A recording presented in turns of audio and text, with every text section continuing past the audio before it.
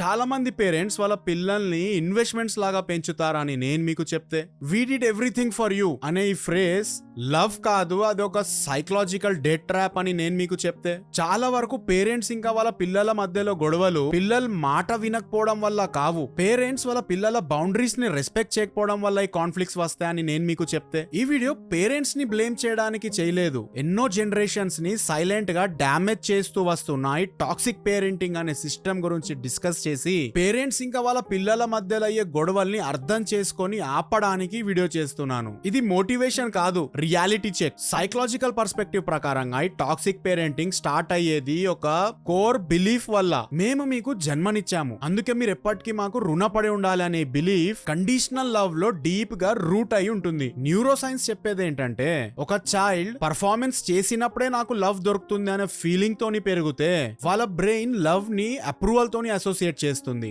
సేఫ్టీతో కాదు. అమిగ్జలా అనేది మన బ్రెయిన్ లో ఫియర్ కి సెంటర్. ఇలాంటి పిల్లల్లో ఇది ఓవర్ యాక్టివ్ అయిపోతుంది. డెసిజన్ మేకింగ్ కి రెస్పాన్సిబుల్ అయ్యే పార్ట్ ప్రీఫ్రంటల్ కార్టెక్స్, ఇది వీక్ అయిపోతుంది. ఆ చైల్డ్ తర్వాత పెరిగాక యాంగ్షియస్ గా ఉంటాడు, కన్ఫ్యూజ్ గా ఉంటాడు, ఇంకా అప్రూవల్ కోసం ఎప్పటికీ హంగ్రీ ఉంటాడు. ఇప్పుడు నేను చెప్పేది మీరు కొంచెం డీప్ గా ఆలోచించండి. మీరు ఒక కుక్కని పెట్ గా తెచ్చుకుంటారు, మీరు దానికి ఫుడ్ ఇస్తారు, షెల్టర్ ఇస్తారు, కొందరు దానికి ట్రైనింగ్ కూడా ఇప్పిస్తారు. కానీ ఒక రోజు ఈ కుక్క పెద్దగా ఈ ఫ్యూచర్ లో నాకు రిటర్న్స్ ఇస్తుంది అని ఆలోచిస్తారా? లేదు కదా. ఎందుకంటే మీరు ఇక్కడ చూపించిన లవ్ ఎలాంటి కండిషన్స్ లేని అన్కండిషనల్ లవ్. మరి లాజిక్ పిల్లల దగ్గర ఎందుకు మాయమైపోతుంది? మీ పిల్లలు మీ రిటైర్మెంట్ ప్లాన్స్ కాదు, వాళ్ళు కూడా సేమ్ మీలానే హ్యూమన్ బీయింగ్స్. వాళ్ళలో కూడా సేమ్ మీలానే ఫీలింగ్స్ అండ్ ఇమోషన్స్ ఉంటాయి. వాళ్ళకి వాళ్ళ ఓన్ కాన్షియస్నెస్ ఉంటుంది. ఫిలాసఫీ ఎప్పుడో క్లియర్ గా చెప్పింది. జాన్ పాల్ సార్త్రే అన్నాడు, man is condemn to be free. ప్రతి హ్యూమన్ బీయింగ్ చాయిస్ అనే బర్డెన్ తోనే పుడతాడు. పేరెంట్స్ రిపీటెడ్ గా చాలా సార్లు పిల్లలకి చెప్తుంటారు, we sacrificed our life for you అని. అంటే మా జీవితం మీకోసమే సాక్రిఫైస్ చేశారని ఊరికే పిల్లలకి చెప్తుంటారు. ఈ మాట చెప్పి చెప్పి పిల్లల్ని ఇమోషనల్ బ్లాక్ మెయిల్ చేసే పేరెంట్స్, ఒక్కసారి నేను చెప్పేది వినండి. మీ చైల్డ్ కూడా నాకు జన్మ ఇవ్వండి అని అడగలేదు కదా. సాక్రిఫైస్ వాళ్ళ పైన ఓనర్షిప్ క్రియేట్ చేయదు, అలానే కేర్ వాళ్ళ పైన కంట్రోల్ ని క్రియేట్ చేయదు. పేరెంట్స్ వాళ్ళ పిల్లల దగ్గర ఇమోషనల్, ఫినాన్షియల్, సోషల్ సపోర్ట్ ని ఎక్స్పెక్ట్ చేస్తే లవ్ అనేది గివ్ అండ్ టేక్ ట్రాన్సాక్షన్ అయిపోతుంది. ఇంకా ట్రాన్సాక్షన్ లాగా మారిన లవ్ లాగా మిగలదు, హేట్ లోకి మారిపోతుంది. పిల్లలు అడల్ట్స్ అయిన తర్వాత ఈ రెండు విషయాల్లో పేరెంట్స్ గానీ, ఫ్రెండ్స్ గానీ, రిలేటివ్స్ గానీ అసలు ఎవ్వరు ఇంటర్ఫియర్ చేయకూడదు. Number 1 career, number 2 relationships. ఎందుకంటే న్యూరో సైన్స్ ప్రకారంగా ఐడెంటిటీ ఫార్మేషన్ అనేది మెయిన్లీ వర్క్ ద్వారా ఇంకా అటాచ్మెంట్ ద్వారా ఫామ్ అవుతుంది. కానీ ఈ ఏరియాస్ లో పేరెంట్స్ డామినేట్ చేస్తే మీ చైల్డ్ లో ఎప్పటికీ సెల్ఫ్ డెవలప్మెంట్ అనే సెన్సే డెవలప్ అవ్వదు. ఇంకా దాని బదులు వాళ్ళలో డెవలప్ అయ్యేది ఫియర్ బేస్డ్ డెసిజన్ మేకింగ్. అంటే ఇలాంటి పిల్లలు లైఫ్ లాంగ్ ప్రతి డెసిజన్ భయపడుతూ తీసుకుంటారు. లర్న్డ్ హెల్ప్లెస్నెస్, వాళ్ళ పైన వాళ్ళకి అసలు కాన్ఫిడెన్సే చచ్చిపోతుంది. ఆపర్చునిటీస్ వచ్చినా నేను చెయ్యలేను అని వదులుకుంటారు. క్రానిక్ గిల్ట్, మీ పిల్లల్ని ఎప్పటికీ గిల్టీగా ఫీల్ చేపిస్తుంటే, బ్లేమ్ చేస్తుంటే వాళ్ళ మైండ్ సెట్ కూడా అలానే ప్రోగ్రామ్ అవుతుంది. చైల్డ్హుడ్ లో మీరు పెట్టిన ట్రామా వల్ల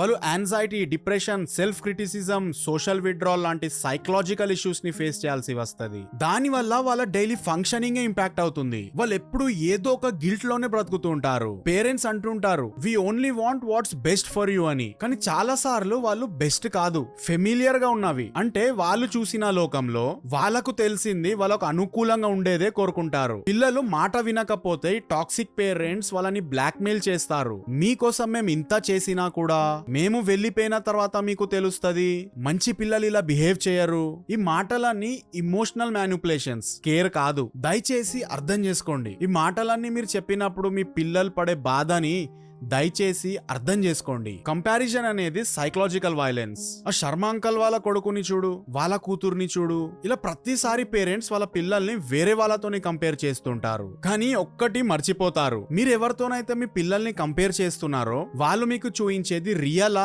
లేకపోతే వాళ్ళు మీ ముందు ఇచ్చిన పర్ఫార్మెన్సా అని మీరు తెలుసుకోరు. సోషల్ సైకాలజీలో దీన్ని ఇంప్రెషన్ మేనేజ్మెంట్ అంటారు. జనాలు వాళ్ళ హైలైట్స్ మాత్రమే చూపిస్తారు, వాళ్ళు లోపల పడే కష్టాలు అసలు ఎవరికి చూపించుకోరు. ఈ మూవీస్ ఇంకా సీరియల్స్ ఈ డ్యామేజ్ ని ఇంకెక్కువ పెంచుతాయి. అవి చూసి పేరెంట్స్ మీ పిల్లల్ని మీరు ఎవరితోని కంపేర్ చేస్తున్నారు? ఫిక్షనల్ క్యారెక్టర్స్ తోనా, ఐడియలైజ్డ్ స్టోరీస్ తోనా, లేదా ఒకరి మైండ్ లో నుండి జనరేట్ అయిన ఇమాజినరీ మొరాలిటీతోనా? ఒక్కసారి డీప్ గా ఆలోచించండి. ఈ మూవీస్ అండ్ సిరీస్ అనేవి ఎవరో ఇమాజినేషన్ తోని రాస్తారు. రియల్ హ్యూమన్ బీయింగ్స్ ని ఫిక్షన్ తోని కంపేర్ చేయడం గ్రోత్ ని క్రియేట్ చేయదు, మీ పిల్లల్లో షేమ్ ని క్రియేట్ చేస్తుంది. ఇప్పుడు మోస్ట్ అన్కంఫర్టబుల్ ట్రూత్ ఏంటంటే, మ్యారేజ్ తర్వాత కూడా పేరెంట్స్ వాళ్ళ పిల్లల్ని, వాళ్ళ పిల్లల స్పౌసెస్ ని కంట్రోల్ చేయాలనుకుంటారు. ఇక్కడ ఫ్యామిలీస్ కొలాప్స్ అవుతాయి. సైకలాజికలీ మ్యారేజ్ కి సెపరేషన్ అవసరం. ఇమోషనల్ సెపరేషన్ కాదు, స్ట్రక్చరల్ సెపరేషన్. ఎప్పటికీ కాన్ఫ్లిక్ట్స్ రాకుండా ప్రశాంతంగా ఉండే హెల్దీ మోడల్ ని మీకు సింపుల్ గా చెప్పాలంటే, మ్యారేజ్ తర్వాత హస్బెండ్ వాళ్ళ పేరెంట్స్ హౌస్ ని వదిలేసి రావాలి,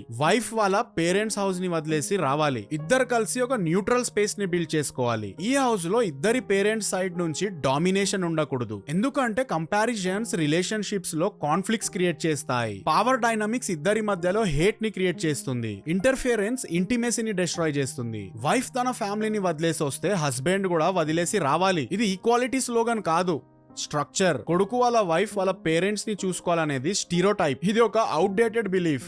దయచేసి అర్థం చేసుకోండి. పెళ్లి తర్వాత పేరెంట్స్ ని తరిమేనని నేను అనట్లేదు. వాళ్ళ ఓల్డ్ ఏజ్ లో ఇంకా బాగా చూసుకోండి, కేర్ చేయండి అంటున్నాను. వాళ్ళ కోసం కేర్ టేకర్స్ ని హైర్ చేయండి, నర్సెస్ ని హైర్ చేయండి, డైటీషియన్ ని హైర్ చేయండి, మంచి మంచి కుక్స్ ని హైర్ చేయండి. ఇది పిల్లల రెస్పాన్సిబిలిటీ. పేరెంట్స్ ని చూసుకోవడం పిల్లల డ్యూటీ. కానీ ఇవన్నీ మీ వైఫ్ వచ్చి చూసుకుంటది, మీ వైఫే అన్ని చేసి పెట్టాలనేది రాంగ్ మైండ్ సెట్.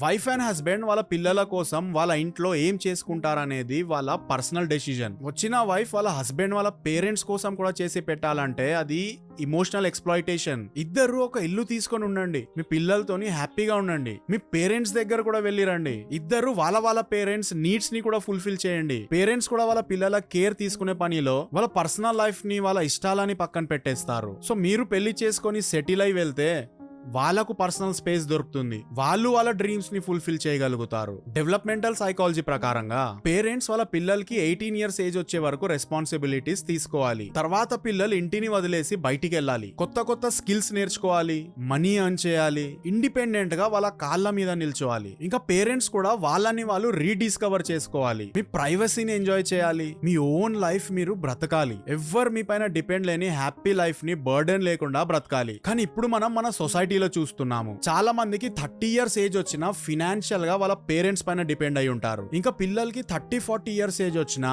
వాళ్ళని ఇంకా కంట్రోల్ చేసే పేరెంట్స్ నాకు అర్థం కారు. ఇలా చేయడం వల్ల మీరు ఒకరిని చూసి ఒకరు ఎగ్జాస్ట్ అయిపోవడమే తప్ప ఇమోషనల్ బాండింగ్ ఉండదు. పేరెంట్స్ పిల్లల్ని బౌండరీస్ క్రియేట్ చేయడం నేర్పివ్వాలి. స్పెషల్లీ నో చెప్పాలనిపించినప్పుడు నో చెప్పడం నేర్పివ్వాలి. ఇది నా డెసిజన్, నేను తీసుకున్నానని కాన్ఫిడెంట్ గా మీ దగ్గరికి వచ్చి చెప్పేటట్టు నేర్పివ్వాలి. వాళ్ళ స్టాండ్ ని వాళ్ళు తీసుకోవడం నేర్పివ్వాలి. గుర్తుపెట్టుకోండి, బౌండరీస్ అనేవి రెబిలియన్ కాదు, అవి సైకలాజికల్ సర్వైవల్ టూల్స్. మీకు ఏదైనా విషయంలో నో చెప్తున్నారంటే మీకు హేట్ చేస్తున్నారు, చెడిపోయారు, మీకు అగెయిన్స్ట్ గా వెళ్తున్నారని కాదు. నాకు అలా ఇష్టం లేదు, ఇలా ఇష్టం అని చెప్తున్నారని అర్థం. ఎందుకంటే వాళ్ళు కూడా హ్యూమన్ బీయింగ్స్ కదా, వాళ్ళకి కూడా ఫీలింగ్స్ ఉంటాయి కదా. ఆ ఫీలింగ్స్ ని మీ దగ్గర ఎక్స్ప్రెస్ చేయకపోతే ఎవరి దగ్గర చేస్తారు? దయచేసి అర్థం చేసుకోండి. న్యూరో సైన్స్ ప్రకారంగా ఆటోనమీ వల్ల స్ట్రాంగ్ అయ్యేది self regulation, confidence, emotional resilience.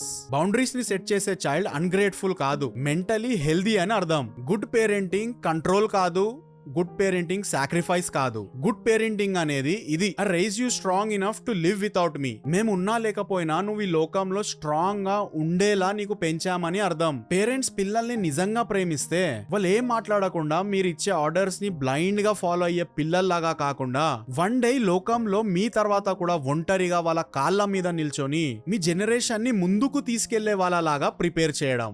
మీరు ఇన్హెరిట్ చేసిన రియాలిటీని క్వశ్చన్ చేయండి, మీరు చూస్ చేయని ప్యాటర్న్స్ ని బ్రేక్ చేయండి. ఫైనల్ గా గుర్తుపెట్టుకోండి, రిటర్న్ ని డిమాండ్ చేసే లవ్ కాదు. చూస్తుండండి క్రిటిక్స్ టీవీ.